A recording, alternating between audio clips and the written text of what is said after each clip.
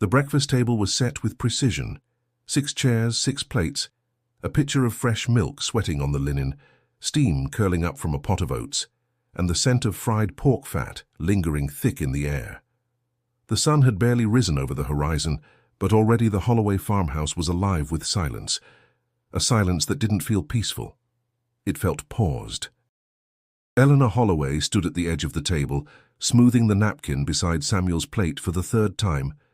Her hands trembled slightly as she adjusted the silverware. She hadn't slept. Again. Her fingers were cold, but her forehead was damp. Still, everything had to be in place. Everything.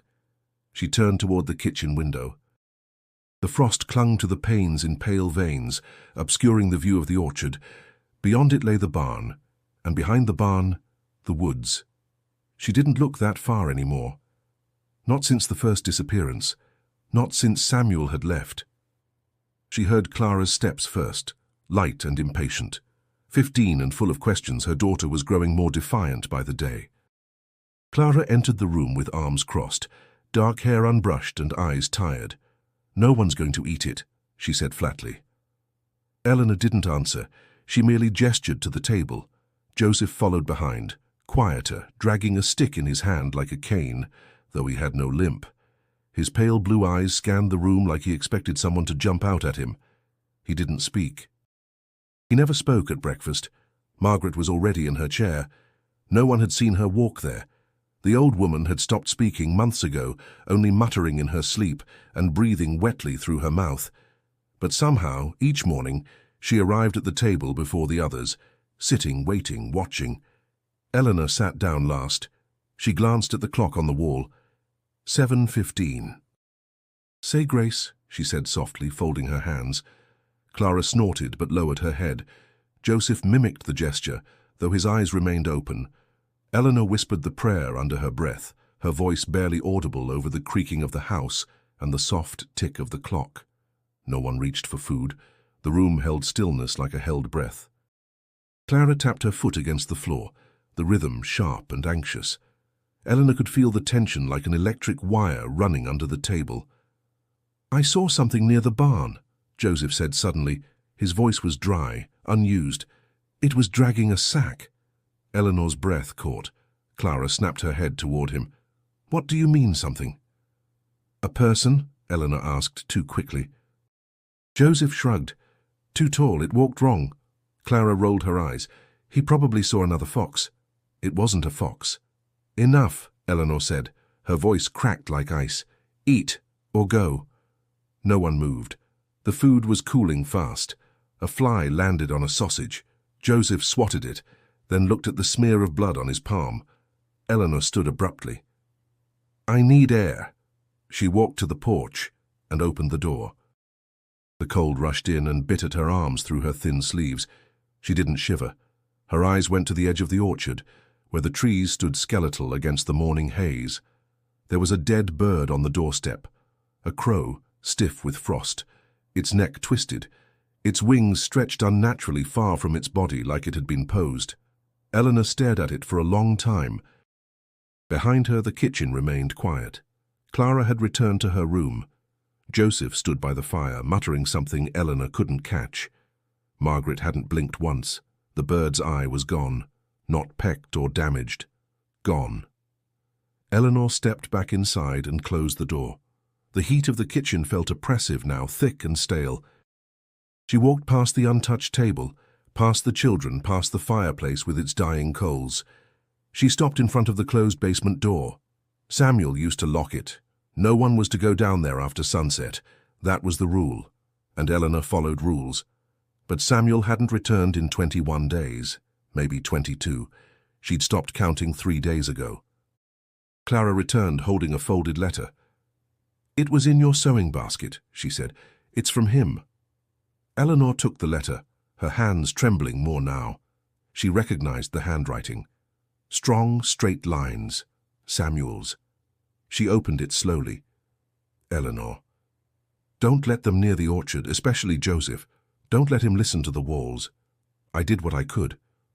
I think it followed me back. Keep the breakfast going. Pretend everything's normal. I'll try to stop it. If I can't, you'll know. Love, Samuel. Eleanor folded the letter and placed it in her apron pocket. She said nothing. Her fingers twitched toward the drawer where the sharp things were kept. The breakfast sat untouched, cold, waiting. They whispered about the Holloways at Bessie's diner, the way old farmers spoke of coming storms, quietly, with more certainty than evidence. The family hadn't been seen at church in weeks, not since Samuel disappeared again, not since the bird plague started. Mrs. Agnes Collier stirred her tea with deliberate slowness. "Eleanor Holloway walks like she's listening for footsteps behind her," she said, her voice brittle as her arthritic fingers. "I saw her last week, eyes like she hadn't slept since October." "They say she sets 6 places," muttered Vernon Hale, glancing out the window like Eleanor might walk by. "Even though there's only 5 left in that house." "She's got 3 children, Vernon," Bessie said, pouring fresh coffee for Sheriff Hewitt. 4, if you count that wretched husband, though I haven't seen him since the snow came." Hewitt didn't answer. He sipped his coffee, gaze fixed on nothing. 2 local boys had vanished near the edge of the Holloway property last Thursday. No tracks in the snow, no struggle, just gone. He'd ridden out there himself. The woods were quiet, too quiet, and the barn. It had a presence, something unnatural about the way it leaned toward him, as if listening. "Maybe it's just grief," Bessie offered, softer now. "They lost a baby, didn't they?" Agnes leaned in. "That was years ago, and it wasn't just grief. No funeral, no grave marker. Just a rumor of a cradle tossed in the creek. I heard Margaret Holloway still speaks Latin in her sleep," Vernon said.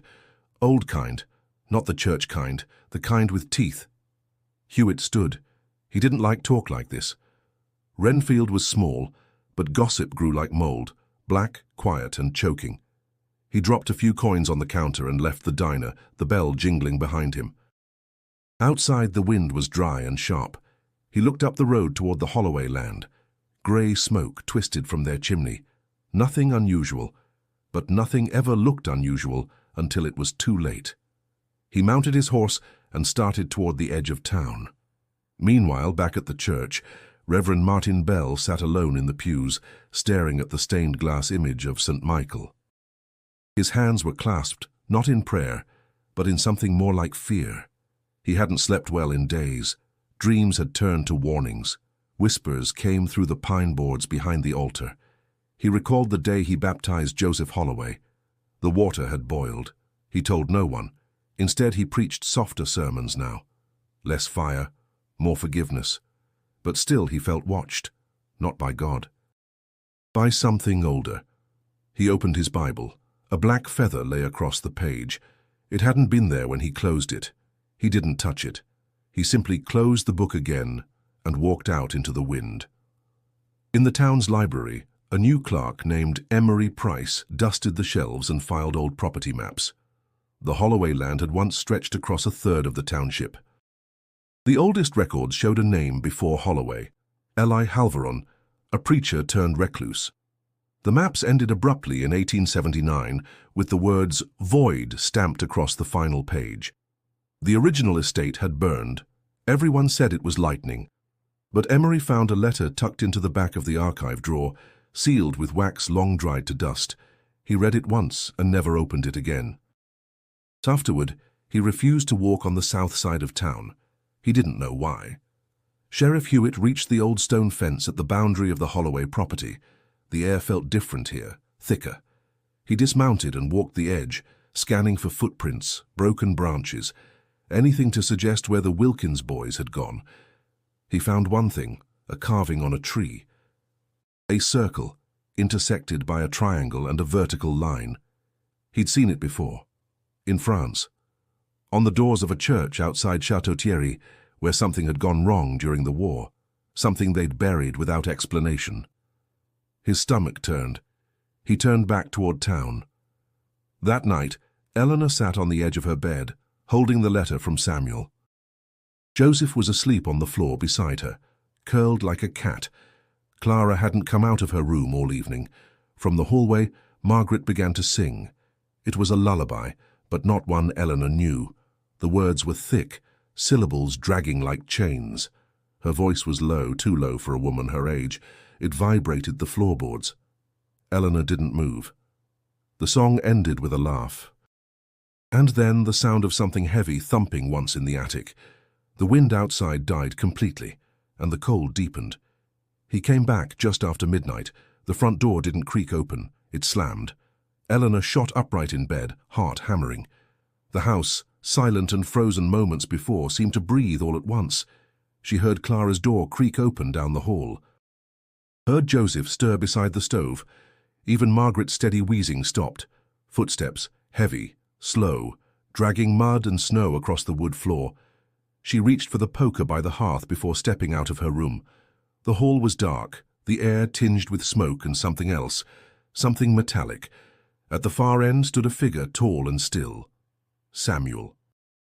His coat hung from him in tatters, soaked to the bone and caked with dirt. His boots left clumps of frozen earth in his wake. He looked thinner, or maybe just hollowed out. The light from the oil lamp caught his face. Eyes dark, lips cracked. He said nothing. Eleanor lowered the poker slowly. "Where have you been?" she whispered. He blinked, slow and deliberate, like it took effort. "They didn't like the cold," he muttered, barely audible, "but it's learned." "What?" He walked past her without another word, toward Margaret's room. His mother's door was already open. Inside, the air was warmer. Margaret sat upright in bed, her eyes fixed on the door as if she'd been waiting. Samuel knelt beside her. The old woman leaned down with unnatural grace and pressed her forehead to his. They stayed like that a long time. Clara, standing just behind Eleanor, watched with narrowed eyes. She didn't trust him, hadn't since the war. He came back different then too, but this was worse. "He smells like wet stone," she whispered. Eleanor didn't answer. She couldn't take her eyes off them.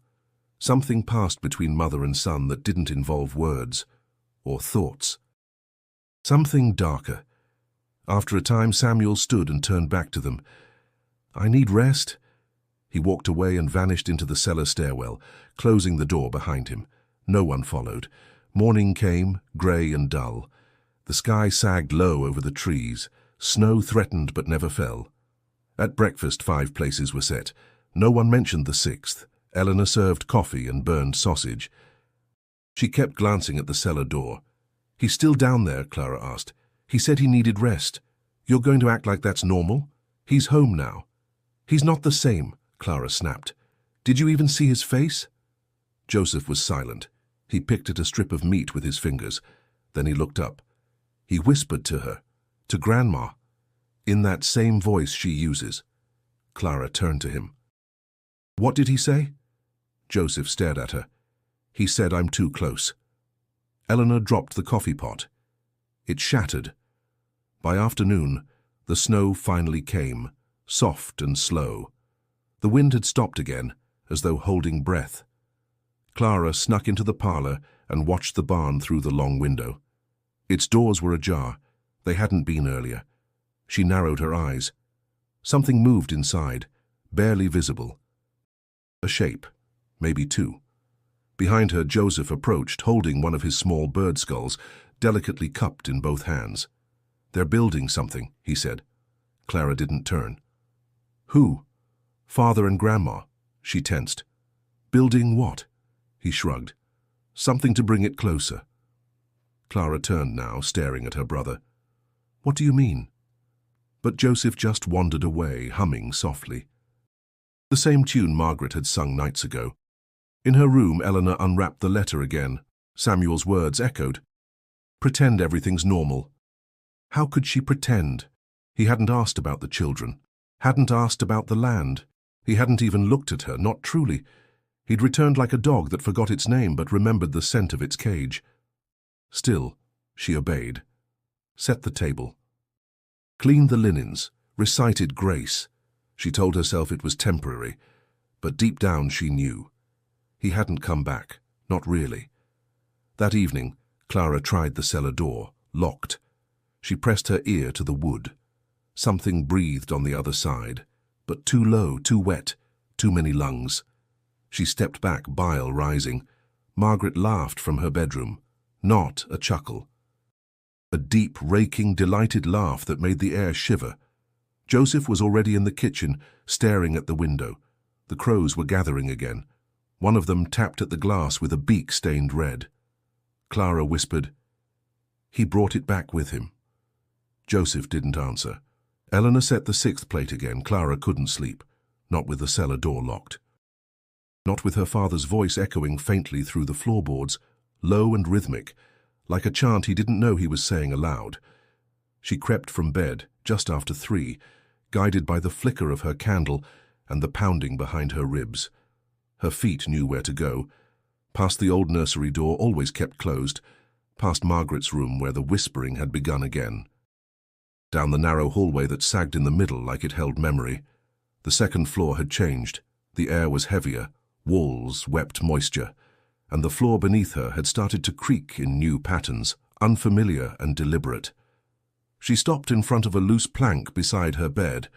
It had lifted slightly in the night, like something beneath wanted out. Clara hesitated, then pried it up. Beneath, wrapped in wax paper and bound with twine, were letters, a dozen, maybe more. She pulled them free and carried them to her desk. The handwriting was Samuel's, but the ink was smeared in places, and the paper smelled faintly of smoke and earth. She unfolded the first one carefully.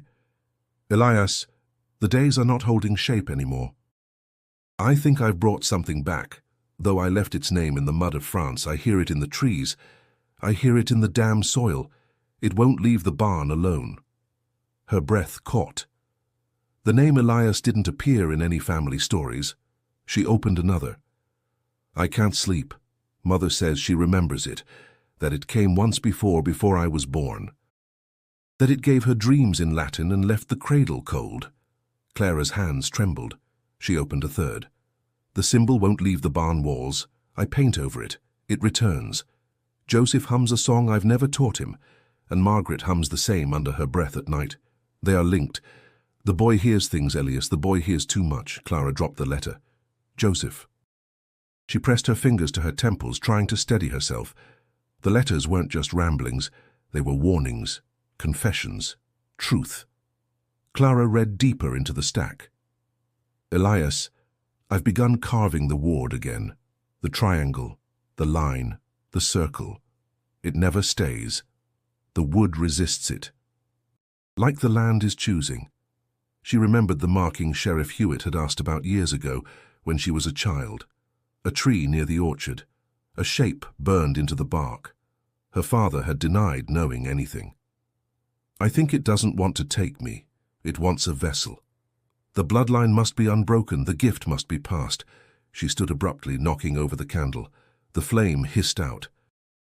She stood in the dark, letters clutched to her chest, her breath loud in the quiet. She needed light. She needed air. But outside her door, the hallway breathed. Literally. The wallpaper pulsed as if beneath it was a living lung. Moisture dripped from the ceiling in thick drops. Somewhere wood groaned. She stepped back, locked her door, and shoved the letters under the mattress. She wouldn't sleep. In the morning, Eleanor noticed the change in her daughter. Clara moved with tension, her eyes flicking to shadows, her mouth drawn tight. Eleanor tried to speak to her, but Clara avoided her gaze. Joseph sat quietly at the table, stacking spoons. Samuel hadn't come up from the cellar. Margaret smiled all through breakfast. Later, while Eleanor scrubbed the kitchen floor, Joseph sat nearby, drawing in the soot on the hearth. His fingers moved with delicate precision, tracing the same shape again and again. Triangle, circle, line. "Where did you see that?" Eleanor asked softly. Joseph shrugged. "The walls." Eleanor dropped the brush. "Which walls?" Joseph looked up. "Yours." She didn't answer. Clara, after hiding the letters again, went to the barn. The doors creaked open with resistance. Inside, the air was dry but smelled of rot. Feathers littered the floor, bones too, tiny bird bones, and something else. At the far wall, barely visible behind a stack of old wood, was the symbol. Carved, deep, recent. She touched it. The wood was warm. Behind her, something scuttled. She turned. Nothing. But the air whispered her name. She backed out slowly and ran to the house. That night, the letters pulsed beneath her bed, as if wanting to be read again. She didn't touch them. She sat with her knees drawn to her chest, staring at the floorboards, listening, waiting, and praying her father stayed in the cellar. It began with a single crow. Perched on the roof of the barn, it watched the house without blinking.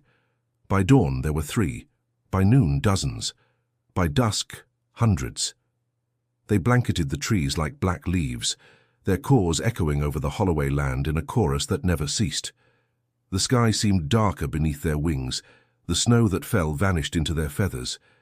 They were not ordinary birds. They had a purpose. They were waiting. Inside, Joseph sat near the window, whispering to them. Eleanor tried to pull him away. "They carry rot," she said, her voice sharp with panic. "They bring sickness." He didn't resist, but he didn't stop whispering either. Even as she led him from the window, he continued under his breath.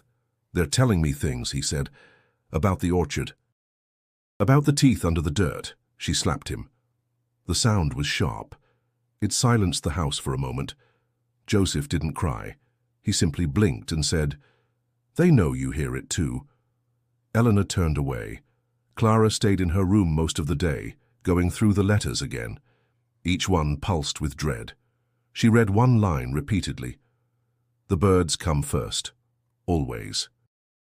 They see the cracks." She looked outside. The sky rippled with black shapes. One flew against the window and stayed there, wings spread, its beak pecking gently at the glass. Not trying to get in, trying to draw attention. She closed the curtain. That night, she didn't sleep. At church, Reverend Bell lit candles but didn't preach. No one else came, not anymore. He walked to the altar, opened his Bible and found another feather. This one larger, gleaming, as if wet with something not water. He picked it up and felt a chill spread through his hand and into his arm. He looked to the rafters. There was a crow inside the church, watching. Sheriff Hewitt knocked on the Holloway's door just before sundown. He had a scarf around his neck and a revolver at his hip. He asked for Eleanor. She appeared drawn and pale but composed. "We're fine," she said before he could ask. "There's nothing here." He nodded slowly. "The birds? They'll leave." "You sure?" She paused. "No." He nodded again, removed his hat, and looked at the children behind her. Joseph's lips were moving. Clara wouldn't meet his gaze. "Do you tell me if something was wrong?" "I'd try." He tipped his hat and left. As he walked back to his horse, a crow landed on the saddle. It didn't fly away when he approached. He removed it with the barrel of his gun. It didn't resist, but it stared at him the whole time. That night, Joseph placed a dead crow on the table before dinner. Eleanor screamed and slapped the bird away. Feathers scattered. Clara stood frozen. Margaret laughed. "They bring messages," Joseph said. "You're not listening." Eleanor grabbed him by the shoulders, shaking him. "You will not bring death into this house," she hissed. Joseph didn't blink. "It's already here. It lives in the cellar." Eleanor slapped him again, harder this time. Margaret began to hum. Clara stepped forward, placing herself between them. "Enough." Eleanor backed away. Her hands were shaking. They ate in silence, or pretended to. No one touched the food. The 6th plate was still there, clean and waiting. Later that night, Clara found Joseph in the barn. He had arranged the bodies of crows in a perfect circle, 30, maybe more, all facing inward. Their beaks were open. Their wings spread wide. He stood in the center, eyes closed, humming the lullaby. "What are you doing?" she asked. "They want to help," he said. Clara stepped forward. "This isn't help. They said there's something under the house, something he brought home with him, something she's feeding." "Who's she?" He looked toward the attic. "Grandma." Back inside, Eleanor sat at the table, gripping Samuel's last letter. She could still hear the crows, even through the walls, even through her thoughts. She looked at the cellar door. It had started to hum. In the early hours before dawn, The air turned thick with sound. The crows screamed, thousands of them now spiraling above the house in black circles. Their cries filled the night, waking every soul in the Holloway home. Joseph stood by the window, arms raised. Eleanor pressed her hands to her ears and screamed for silence. Margaret sang louder, and in the cellar the door rattled once, then fell still. The lullaby began just after midnight, a sound so soft it could have been the wind brushing the eaves, but it wasn't. It came from Margaret's room, low, melodic, ancient. The syllables curled with strange vowels, bending around the corners of language. Not English, not anything Clara had ever heard. She sat upright in bed, heart hammering. Her dreams had been fractured, full of crooked staircases and rooms that stretched too long. She slipped out of bed and tiptoed down the hall, each board groaning under her feet like protest. Margaret's door was ajar. Inside, the old woman rocked slowly in her chair. The room glowed faintly with the light of a single candle, and the air smelled of dust and damp wool. Clara remained at the threshold, transfixed. Margaret didn't blink. Her eyes were wide, fixed on the window, where snow whispered against the glass. "She's singing to something," Clara whispered to herself. Margaret shifted in her chair, and for a moment her gaze turned straight at Clara, but she didn't stop singing. Clara stepped back, heart racing, and returned to her room. But even with her door shut, the song lingered, worming through the keyhole, curling into her ears, nesting there. The words had no meaning, but they felt familiar, like something from before she was born. At breakfast, Margaret didn't speak, but she hummed. A variation of the same lullaby, slowed and thickened as if aged in her mouth. Her fingers tapped the table in rhythm with the tune over and over, as if she were coaxing something. Her plate remained untouched, her eyes blank and alive at once. Clara stared at her, unable to eat. Joseph hummed along, quietly, almost without realizing. "Stop it," Clara snapped. Joseph blinked and looked down. "It calms them." Eleanor turned from the stove. "Calms who?" "The ones in the orchard," he said simply. "They listen when she sings." Eleanor's knuckles went white around the spatula. "Don't talk like that." "It's true," he continued, glancing out the window. "Last night, the ground stopped moving when she started. It was listening." Clara pushed her chair back and stood. "You're both losing your minds." "She knows the old names," Joseph whispered, "the ones carved in the roots." Eleanor dropped the pan. Later that day, Clara returned to Margaret's room. The old woman was asleep, or at least pretending to be. The air was thick with the scent of camphor and dried herbs. On the table beside the bed sat a book Clara had never seen before. Black leather, worn smooth, its spine blank. She opened it. No words, only symbols. Each page carried a different mark, drawn in what looked like charcoal or old blood, circles within triangles, jagged runes. Some resembled what she'd seen on the barn wall. She turned the pages slowly, careful not to tear them. At the center she found a drawing, a child cradled by a figure with no face. Behind them a tree, twisted, full of eyes. She closed the book and backed away. Margaret hadn't moved, but her lips were curling into a smile. Eleanor spent the afternoon in the pantry, whispering. She sorted the jars again and again, labeled them twice, rearranged them. The house felt off balance and she was trying to restore it, but it was like stacking chairs during an earthquake. Clara found her there. "She's not sick," Clara said. Eleanor turned, startled. "Who?" "Grandma. She's not senile. She knows things. She's singing to something." Eleanor shook her head. "She's old, confused." "No," Clara insisted. "She's calling it. And Joseph, he's listening." Eleanor's face darkened. "He's a child. He's changing." Eleanor didn't answer. Instead, she closed the pantry door gently and walked away. That evening, Margaret wandered the house. No cane, no help. Just slow, sure steps, bare feet silent on the cold wood. Her nightgown dragged like a shroud. Joseph followed a few steps behind, humming again. They circled the dining room twice before stopping at the fireplace. Margaret placed her hand on the mantel and whispered a single word. The fire flared blue. Clara, watching from the stairs, felt her chest tighten. Later, Eleanor sat alone in the kitchen, reading one of the hidden letters from under Clara's mattress. Mother remembers the old rites. She called it once before, says it's hungry again. She says we must feed it what it loves most. Family. She dropped the letter. The house was no longer just haunted. It was alive. That night, Margaret sang louder. The song filled the rooms. Joseph sang harmony. The walls seemed to pulse in time. Clara pressed a pillow over her ears.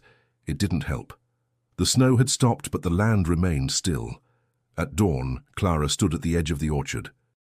The trees were skeletal against the pale sky, their limbs stretching like fingers toward the house. Between two trunks, she saw the pit. Freshly dug, rough earth, dark and wet, piled on both sides like something had been unearthed or buried. She stepped closer, breath held, but before she could reach it, a sharp voice cut through the stillness. "Stay back." "Samuel." He stood beside the pit, shovel in hand, face shadowed by the brim of his hat. He looked thinner, as if whatever strength had brought him home was now leaking away. His eyes, though, were sharper than ever. "What is this?" Clara asked. He didn't answer. "What are you digging?" Samuel tilted his head. "You wouldn't understand. Try me."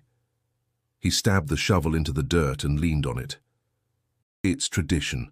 Goes back farther than the barn, farther than the house, even farther than our name."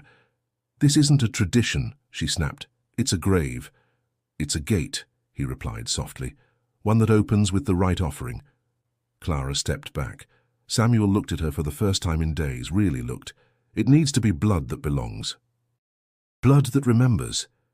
Later, back in the house, Clara tore through the family Bible, pages brittle with age, corners stained with wax and old tears. Inside the back cover was a folded paper she'd never noticed before. She opened it carefully. A family tree, but not just Holloways, Halverons, Ambrays, Lathams. The names shifted backward across generations, all tied to this land. Each with notes scrawled beside them. Dreamed in fire, marked childless, heard the lullaby, vanished in winter. The line split at Margaret's name. Next to Samuel's, returned broken. Next to Clara's, nothing. She picked up a pencil and wrote one word. Watcher. That afternoon, Reverend Bell arrived unannounced. Eleanor met him at the door, eyes hollow. "Something brought me here," he said quietly. "God?" "No." He stepped inside. The house felt darker, as if the walls had thickened since his last visit. He smelled ash and meat and old secrets. His eyes landed on the 6th chair at the table. "You're setting places again," Eleanor nodded. He came back. He did. They sat in the parlor, the fire low and sputtering. "You know what this is?" he said. Eleanor looked at him. "Do you?" "I've read the records, the Halveron journals, the diary fragments. It always starts with birds, then the lullaby, then digging." Eleanor's voice broke. "He's planning something. Margaret is helping, and the boy, Joseph, hears it. He's not the first child to hear it, but he might be the last." She looked at him sharply. Reverend Bell reached into his coat and pulled out a small pouch. Inside was salt, crushed sage, and a bone charm etched with ancient script. "Put this under your bed, and burn the linens he sleeps on." Eleanor took it with trembling hands. "What about the others?" Reverend Bell hesitated. "If he finishes the pit, there won't be others."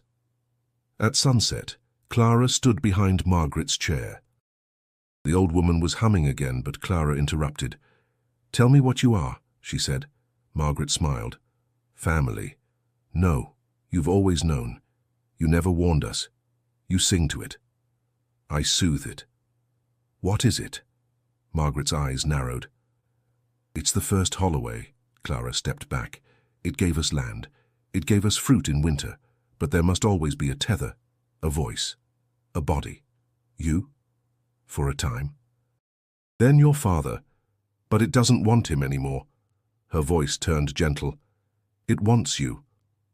That night, Clara couldn't sleep. She sat beside Joseph, watching him draw the symbol in ash across the floor. "We're the same," he whispered. "But I'm too little. You're just right." She pulled him close. He didn't resist. He smelled of earth and feathers. In her room, Eleanor stared at the charm Reverend Bell had given her. She didn't put it under the bed. Instead, she went to the cellar door, unlocked it, and stepped down into the dark. Behind her, the house began to hum. The snowstorm came suddenly. By twilight, the wind screamed against the house, shaking the shutters, rattling the doors. But inside the Holloway home, the cold was not the worst thing pressing against the walls. Clara stood at the parlor window, watching the orchard. Between the gusts, she could see movement, figures. At first, she thought it was the wind playing tricks, shadows weaving through trees, made by the swaying limbs and flurries of white. But then one stepped into the clearing, then another. They wore masks, long pale faces of carved wood, mouths open in silent wails, eyes black and hollow. Their clothing was indistinct, long coats, maybe robes, flapping in the wind. They moved slowly, deliberately, as though they didn't feel the storm at all. "There's people out there," she whispered. Joseph stood beside her. "They're not people." She turned. "Who are they?" he answered without blinking. "They come when the gate opens." She grabbed his wrist. "Gate?" "The one Father's digging." She ran. The front door burst open with a gust of wind that scattered ashes across the floor. Clara stepped onto the porch barefoot, arms wrapped tight around her. The cold was sharp, biting deep, but she didn't care. The figures stood at the orchard's edge, watching. One raised a hand, palm open. Another stepped forward. "Get inside!" Eleanor shouted from behind her, yanking Clara back into the house and slamming the door. She locked it, barred it, then pressed her back against it, chest heaving. "I saw them," Clara said. "I know. You let them come." "I did nothing," Eleanor snapped. "They've always known when to return." They were never waiting for permission. "Who are they?" Eleanor didn't answer. Joseph walked past them, calm and steady, as if nothing outside mattered. "They're here to help Father," he said. Clara grabbed his shoulder. "Help him do what?" "Finish the pit." He smiled. In the barn, the air smelled of blood and frost. The masked visitors circled the center beam, placing objects at its base. Bundles of feathers, bones bound in twine, melted candles shaped like human figures. They sang in a whisper. It wasn't a song of joy or mourning, it was a summoning. Inside the house, Margaret stood in the hallway, no cane, no smile, only a soft look of serenity on her face as the wind howled outside. "It's close now," she said. "To what?" Eleanor asked. "To feeding." Clara armed herself, a rusted hatchet from the shed, a kitchen knife tucked into her boot. She waited at the window all night, watching the figures circle the orchard, then vanish into the storm. They never tried to come inside. They didn't need to. The door would open when it was time. Just before dawn, the wind died. Silence fell so suddenly that Clara startled at the sound of her own heartbeat. She looked outside. The figures were gone, but the barn door stood wide open. In the morning, Joseph didn't come down for breakfast. Clara searched the house. His bed was untouched. His boots were gone. The back door was unlatched. She found him standing near the pit, barefoot in the snow, hair crusted with ice, hands clasped. "Joseph," she called, voice cracking. He didn't move. Beside him stood one of the masked visitors, taller than the others. Its robe was black, its mask cracked down the center. Clara ran forward, hatchet raised. The figure turned to her. Its eyes behind the mask were human, her father's. The mask split and fell away. Samuel stood there, pale and trembling. "I told you not to come near the orchard," he said. "You brought them here." "I couldn't stop them." She reached for Joseph, but the boy stepped back toward Samuel. "He's ready," her father said. "He understands the blood." "No. It's the only way to survive." Clara shook her head. "You're killing him." "I'm saving us." She lunged. The hatchet cut through the cold air and struck Samuel in the shoulder. He howled, dropping to his knees. Joseph screamed. Clara grabbed her brother and ran. Behind them, The masked visitors emerged from the trees again, and the pit began to smoke.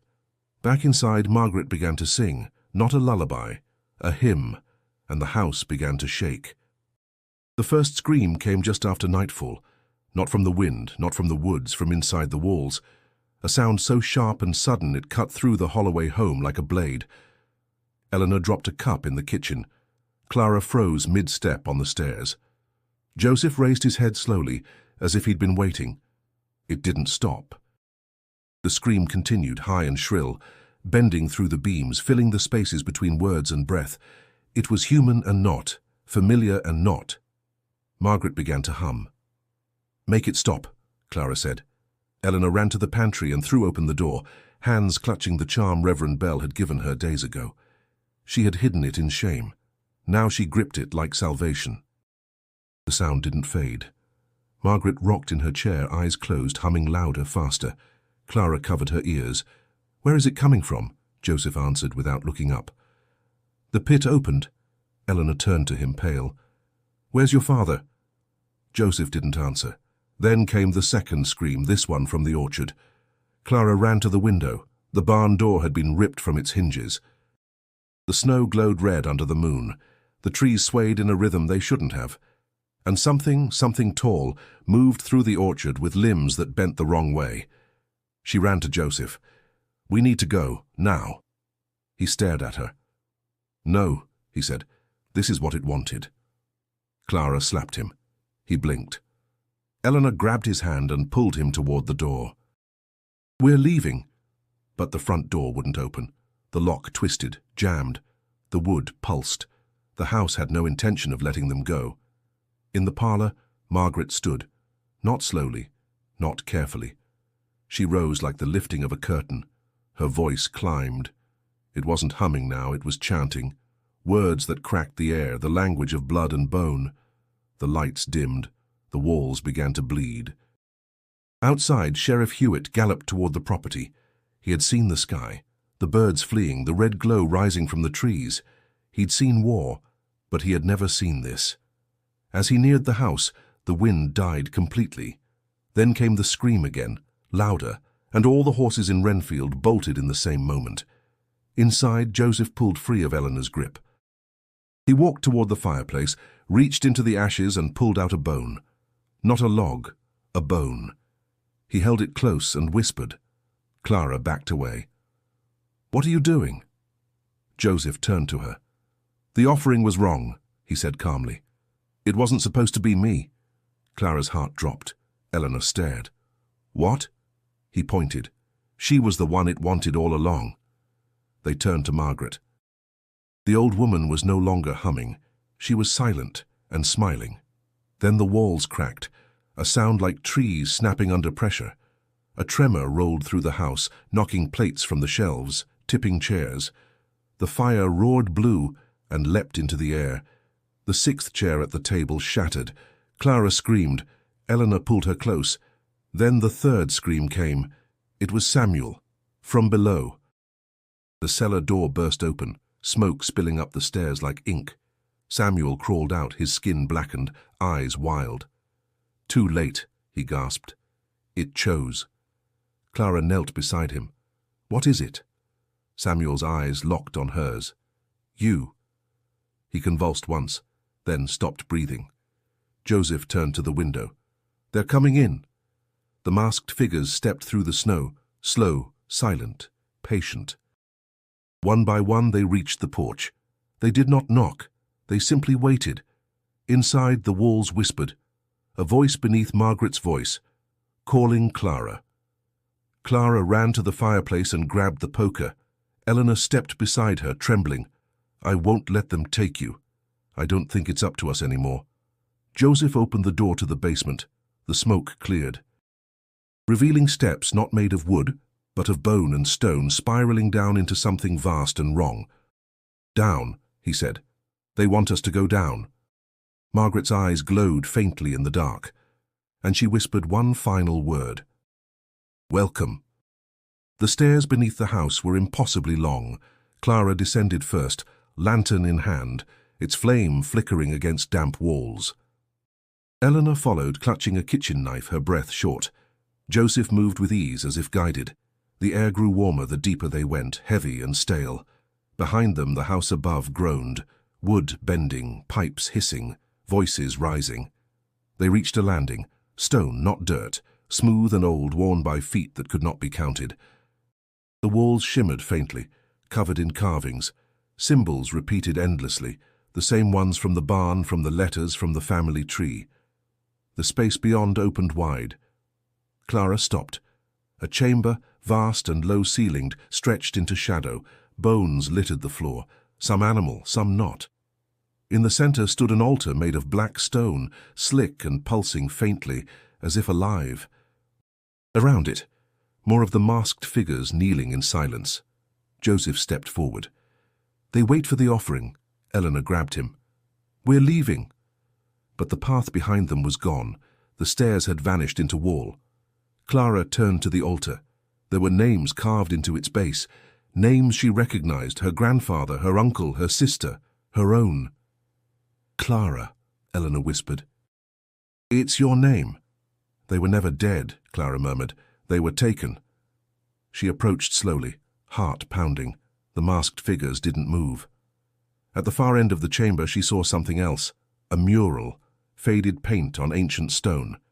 It showed a tree, twisted, wide, growing through a man's chest. His eyes were black pits, his mouth open in silent scream. Beneath him, a woman holding a child. Behind them, fire, crows, and figures with masks. She stepped closer. The child in the mural had her eyes. Margaret's voice rose from the ceiling. "You see it now. You were always the end." Eleanor looked up. "You brought her here." "No," Margaret said. "She was always meant to come. You were just the bridge." Joseph placed something on the altar. A tooth. Clara turned. "Where did you get that?" He didn't answer. Eleanor stepped between him and the stone. "Enough." The altar pulsed once, then again. The masked figures stood in unison. From the far shadows, a shape emerged. Not human, not entirely. It slithered like smoke, but thudded like flesh. Limbs shifted where there shouldn't be limbs. Eyes opened across its surface, blinking in slow sequence.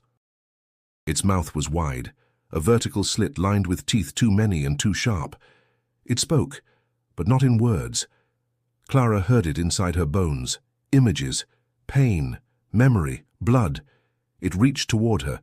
She stepped back. "No," she whispered. "You don't get to decide." Eleanor grabbed the lantern and threw it at the altar. Flame erupted. The stone cracked. The creature screamed. No sound, only force. The walls shuddered. The masked figures fell to their knees. Clara grabbed Joseph's hand. "Run!" "There's nowhere to run," he cried. She didn't listen. They moved toward the mural. The wall behind it shimmered. Eleanor pressed her hand to it. It gave way. A passage. She turned to Clara. "Go." "What about you?" "Go." Clara pulled Joseph through the gap. Behind them, Eleanor turned back to the altar. The creature roared again, and she smiled, then stepped into the fire. Clara and Joseph crawled through darkness. Roots hung from the ceiling. The earth whispered. They didn't stop. They didn't look back. They emerged into the barn. Dawn had broken. Crows circled above, screaming. The house behind them was quiet. Too quiet. Joseph collapsed beside her in the straw. Clara stared at the rising sun. The snow had melted in a perfect circle around the barn, and from the center of the orchard, smoke still rose. The morning was too quiet. Clara sat in the barn doorway, arms wrapped around Joseph, watching the smoke still rising from the orchard. The air smelled of ash and iron. No birds sang, no wind moved. Time felt paused, stretched thin and trembling. Joseph had stopped crying. He sat still now, eyes vacant, hands clutching the bone he'd taken from the altar. His voice was hoarse when he finally spoke. She stayed behind. Clara nodded. "She saved us." He looked at her. "It won't be enough." The words hung heavy between them. Clara turned her gaze back to the trees. "I need to go back." The house was still standing, barely. Windows cracked. door half hanging. The front porch sagged under her weight as she stepped onto it. The moment she crossed the threshold, she felt it. Warm, sour air, like breath exhaled from deep underground. The hallway was scorched, but intact. The walls bled no more, but bore deep cracks like veins. She called out, "Mother!" No answer. "Margaret?" Silence. She moved through the wreckage. Careful, slow. At the foot of the stairs she found her mother's journal, half burned but still legible. She picked it up with trembling hands. She sat in the kitchen. The table was still set for 6. Ash covered the plates. She opened the journal. "I never stopped loving him, even after France, even after the shadows in his eyes became more real than his voice. I tried to hold the family together, pretend. Feed it, clean it. But the house knew the truth. The house always knows." Clara turned the page. "Joseph hears it clearer than anyone. It's not madness. It's memory. The land remembers. The blood remembers. But I refuse to pass it down. I refuse to offer another child. The last entry was dated 2 nights ago. If it asks for me, I will go. But not my daughter. Not again. Never again." Clara closed the book. Her throat burned. She stood and walked through the hallway, each step stirring dust and dread. When she reached the door to the cellar, she paused. It was open. The smell rose up like a warning. But the stairs were whole again. No fire, no smoke, no altar, only silence. She turned back toward the parlor.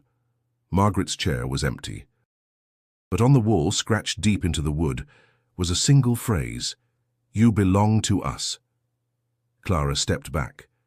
She ran her fingers over the letters. Fresh, splintering, cut with a blade or claw. She didn't know, but they were waiting for her choice. She returned to the orchard. Joseph stood at the edge of the pit. It had collapsed, filled with snow and bone, but the earth around it still felt alive, humming faintly beneath her boots. "What now?" she asked.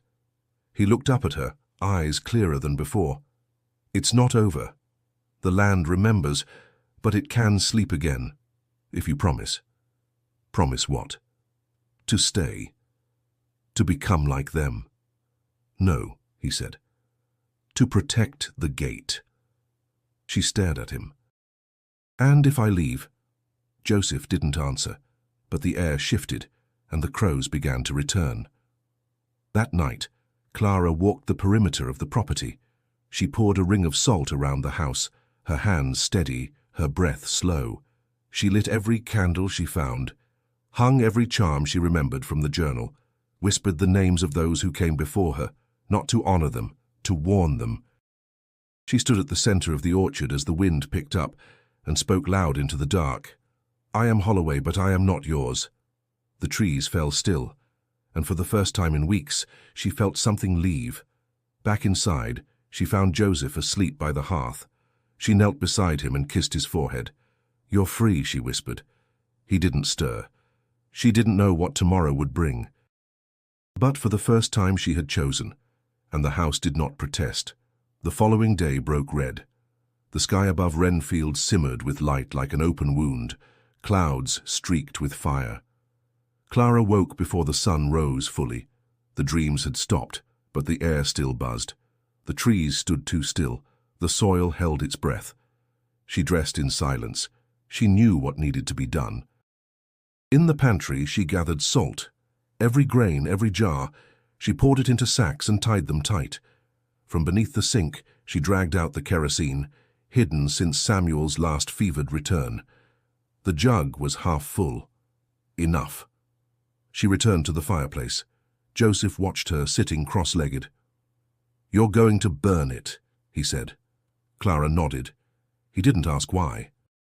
Only said, "It won't like that." She looked at him, then down at the charm still hanging from his neck. Margaret's gift, now inert, hollow. "I don't care." She started with the barn. The masked figures were gone. Their altars had rotted overnight.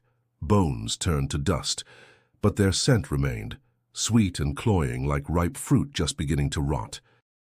Clara sprinkled salt across the beams, the floor, the walls. She poured a line at each threshold, then soaked the center in kerosene. The oil shimmered in the morning light, sinking into the wood like thirst. She struck a match. The fire bloomed slow, then leapt. Next came the orchard. She circled the pit again, laying salt in concentric rings, her footsteps precise. The wind picked up, but it didn't scatter the salt. It danced around her, almost curious. She poured the last of the kerosene into the mouth of the pit and threw the match. The ground hissed. Steam rose. Voices shrieked. She didn't stop to listen. By mid-morning, the house was all that remained. Joseph stood on the porch, clutching his bird skull. Clara looked up at the windows. The curtains moved. There were no hands. "Go to town," she said. "Find Reverend Bell." He frowned. "He's gone." She swallowed. "Then go to Sheriff Hewitt. Tell him the Holloways are done." Joseph didn't move. "Promise me." He nodded slowly, then turned and walked. She watched him until he was out of sight. Then she stepped inside. The house groaned. The walls had shifted. The floor was no longer level. The wallpaper peeled like skin. The sixth chair had returned to the table, pristine, untouched, waiting. Clara walked to the kitchen, poured salt in a circle around the table, drew the symbol on the wall in ash, lit candles from the hearth. She whispered words from her mother's journal, not spells, not prayers, just defiance. "I am not yours." The chandelier swung once. The cellar door creaked open. Smoke billowed out. She walked toward it. The basement had changed again. No stairs, just roots. She climbed down, holding her breath, following the trail of feathers and blood. The air smelled sweet again, dangerous, tempting. At the base, the altar stood, rebuilt from black stone. Margaret waited beside it, alive, or something close. "You came back," she said. Clara's voice shook. "You should be dead." "I am, but this is where we live now." Clara stepped into the circle. "You can't keep feeding it." "We don't feed it. We remember it. We are its memory." "You use us. You used Joseph. You tried to use me." Margaret smiled. "I did nothing. You were always its favorite." Clara raised the match. "I'm not a vessel." Margaret's smile widened. "No. You're a flame." Clara struck the match and dropped it onto the salt-soaked altar. The fire roared. The roots ignited. The black stone cracked. Margaret screamed, not in pain, but joy. Then the ceiling collapsed. Clara crawled through ash and smoke, eyes burning, lungs raw. The house screamed above her, beams breaking, walls folding inward. As she reached the top of the stairs, the floor gave way behind her. She dove through the doorway, rolled into the snow, and watched as the Holloway house burned. No one came to help. No one tried to stop it. The fire ate until there was nothing left. That night, Clara returned to the orchard. The pit had filled itself. The trees were quiet. The wind no longer whispered her name. And for the first time, the ground beneath her feet felt dead. Safe. Clara didn't sleep. She sat near the ashes of the house until morning, wrapped in a blanket of silence. Smoke curled from the charred remains. Nothing moved. The wind was dead. No footprints, no whispers, no blood. But Margaret wasn't gone. Clara felt her in the ground, in the trees, behind her eyes. The cellar had collapsed, but the root cellar behind the barn remained. Hidden beneath stone and snow, the door still intact, undisturbed. Clara found it before sunrise, buried beneath a fresh drift. She dug with bare hands. She knew what was waiting. The iron hinges creaked as she pried the door open. The air below was warm, and it sang. She descended with slow steps, one hand clutching the dull kitchen knife, the other brushing the wall for balance. Her boots sank in soft earth. Beneath her, the space opened wide. The cellar had grown. What was once a narrow chamber now stretched deep, longer than the barn, deeper than it should have been. The roots were thick, wet with sap and something darker. They pulsed like veins. They listened. And at the far end, Margaret waited. She stood barefoot, robed in cloth spun from shadow and rot. Her hair hung loose and black, her eyes glowing faint gold. "You returned," she said. "I came to finish it. Margaret smiled. You already tried. You burned the house, salted the pit, shattered the altar. But the gate isn't a place, it's a person. No. Yes, Margaret whispered. It's blood, Clara. It was always you. Clara stepped closer. Then why are you still here? Because I haven't passed it yet. You want to give it to me. Margaret tilted her head. I want you to see the truth. That it was never about power or evil. It was about survival, about memory. We kept the land fertile, we fed the hollow, and it gave back. Clara raised the knife. Margaret did not move. I will not carry this, Clara said. Margaret took a step forward. Then bury it with me. The ground shifted. Roots curled upward like hands. The cellar groaned with a voice older than bone. Clara stepped into the circle of stone at the center, carved with the sigils from her father's letters. Her boots sunk into mud warmed by blood and time. Margaret opened her arms. Give it to me, Clara whispered, for the last time. Margaret reached for her, and Clara slashed her own palm. Her blood hit the stones like oil. The roots screamed. The ground convulsed. Margaret staggered back, howling in rage, not from pain, but from loss. The energy, the tether, broke. Clara dropped the knife, fell to her knees, pressing her bleeding hand to the carvings. The runes flared red, then white, then nothing. Margaret's body began to collapse inward. Her skin cracked, her mouth stretched wide, releasing a sound that tore through the earth. You were meant to remember. I choose to forget, Clara said, and the circle exploded. Clara awoke outside, dirt in her teeth, blood in her mouth. The root cellar was gone. Only flat earth remained, scorched and salted. She sat up slowly. The sky above was clear, no birds, no sound, peace. At the edge of the orchard she found Joseph waiting. He looked older. She touched his face. It's done, she said. He didn't answer. He took her hand and looked toward the trees. They're watching, he whispered. Clara followed his gaze. Between the trunks, the figures were gone. But the masks remained, hanging from the branches like fruit, still, silent, waiting. Clara stood tall. I won't let it return. Joseph squeezed her hand. I believe you. Together, they walked back toward the center of the field, the sky slowly brightening with the first clean light they'd seen in weeks. Beneath the soil, the old names faded, and new ones waited to be written. The sky over Renfield broke open with light. Soft gold spilled across the fields, touching every frost-bitten fence, every brittle cornstalk, every chimney still holding yesterday's smoke. It had been weeks since the town had seen true dawn.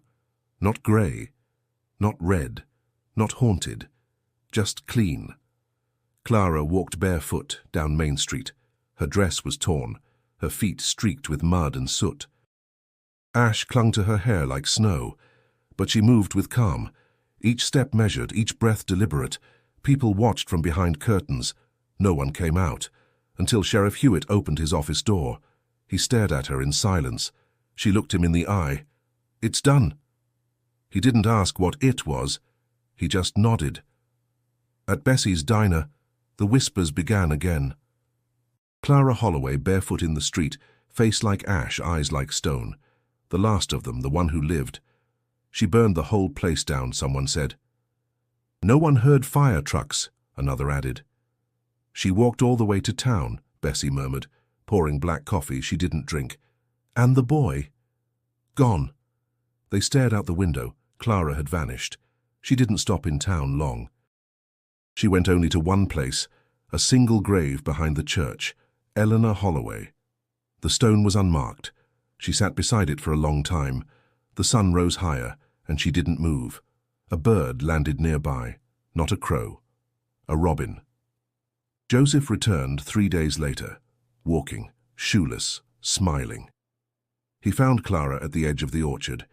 She had built a small fence, simple, wooden, charred at the tips. It circled the field where the pit had been. Did they follow me? He asked. No. Are they gone? No, she said. But they're quiet. He sat beside her. They're watching? Yes. He looked at the trees. Still hungry? She shook her head. No, just waiting. That afternoon, Clara walked into town again. This time she wore her mother's coat, clean. Her hair was braided. People stepped aside. Sheriff Hewitt met her at the church steps. He cleared his throat. I saw what's left. She waited. I don't know what happened. You don't need to. He nodded. But I do know this, he continued. The Holloways aren't feared anymore. She raised her chin. They're respected. He tipped his hat. She walked inside. At the front pew, she lit a single candle. The flames danced gently. The air in the church felt different now. No whispers, no feathers, no shadows behind the altar. She prayed not to a god but to the silence, and the silence listened. Outside, she found a child waiting. A girl, no older than 7, big eyes, straw-blonde hair, bare feet. She looked up at Clara and asked, Is it true? What? That you saw it? Clara didn't answer. The girl stepped closer. Is it still there? Clara knelt. It always will be. The girl looked afraid, but Clara smiled gently. Don't go near the orchard, she said, and never skip breakfast. The girl blinked, then nodded and ran. Clara watched her disappear down the street. Back home the air smelled of earth and smoke, not rot. The field had begun to grow again, new shoots, green and unsure, breaking through winter's grip. Clara stood on the porch of the small cabin she'd built from the barn's remains. Simple, clean, just enough. Joseph came out with 2 mugs of tea. They sat, they drank. They didn't speak, but they knew. The land was watching, but for now, it was sleeping. And just beyond the fence, a single mask still hung from a branch, facing inward, silent, waiting. Years passed. The town of Renfield changed little. A few more tractors, a few less horses. One grocery closed, another opened. Children grew, families shifted, but the land stayed the same, flat, wide, and still breathing beneath the surface. On the edge of that land, in a modest cabin built from salvaged wood and memory, Clara Holloway set the table. 6 plates, fresh bread, sliced apples, a small pitcher of milk, a bowl of oats, still steaming. The sun had just touched the edge of the field, and the morning fog clung to the grass like breath. She stood in silence, hands resting on the back of a chair. Then a voice broke the stillness. Why do we always set 6? Joseph was taller now, lean, eyes deeper than his age should allow. He stood in the doorway, arms crossed, watching her. Clara didn't answer at first. Then, tradition. Joseph walked over, pulled out his chair, and sat. But there's only 2 of us. Clara served him first. There used to be more. He nodded, not asking further. Some questions had answers. Some only had history. He picked at the bread, broke a slice in half, and looked up. Do you hear it any more? Clara poured milk into his cup. No. Do you feel it? She looked out the window. The orchard was quiet. The fence still stood. The trees hadn't moved in years, but one mask still hung at the edge. She didn't touch it, didn't speak to it, but it was there, watching. I feel peace, she said. Joseph chewed slowly. That's something. In town, the Holloway name had softened. Children no longer crossed the street at the mention. The preacher mentioned them only in passing now, not as a warning, but a reminder. Some roots grow deep, some must be trimmed. Sheriff Hewitt had retired. His replacement, a young man from Des Moines, had asked once about the ruins on the Holloway land. Clara told him, Storm took it. He didn't ask again. The morning passed slow. After breakfast, Clara cleared the plates, washed each one by hand, dried them with a cloth passed down through quiet generations. She placed them carefully back into the cabinet, 6 bowls, 6 cups, 6 forks. Joseph chopped wood. The birds returned by mid-morning. Sparrows, robins. A hawk sometimes never crows. Not anymore. As the sun reached its highest point, Clara sat on the porch. She rocked gently, eyes on the trees. Her hands rested on her lap. No tremble, no tension, only calm. Joseph came to her side, offered a book. She shook her head. I'm just listening. To what? The quiet. He smiled. You used to be afraid of it. I used to be afraid of many things. Not anymore. She didn't answer. That night the sky was clear, stars stretched wide, uncaring and eternal. The moon hung heavy and pale, washing the cabin in silver light. Clara stood at the window staring at the orchard. One of the trees had bent slightly in the wind. Only one. Joseph came to her side. It's sleeping, he said. Yes. It'll wake again someday. Yes. What will we do then? Clara touched the glass, then her chest. We'll remember. He placed his hand beside hers. And choose.